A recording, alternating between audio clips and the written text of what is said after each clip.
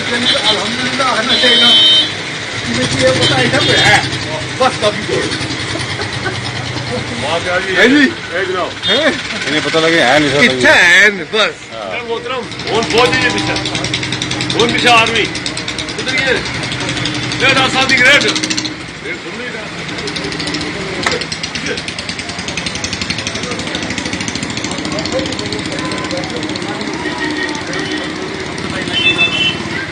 वाले साहब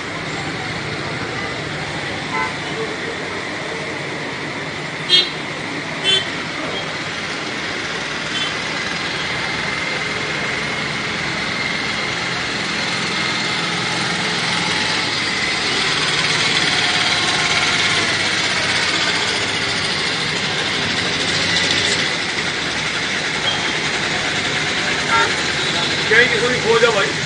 मेरे डॉक्टर साहब जी ऐसा करो बीएसएफ है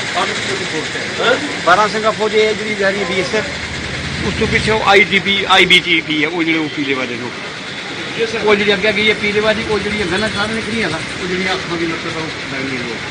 जानिए भी चलिए जानिए भी वो आई थी डेट हाँ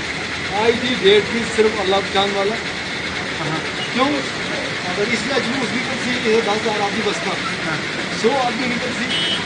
9,900 बंदा जला के सामने अच्छा आज गए ना पार आज मीटिंग थी ना है जी आज पार मीटिंग थी ना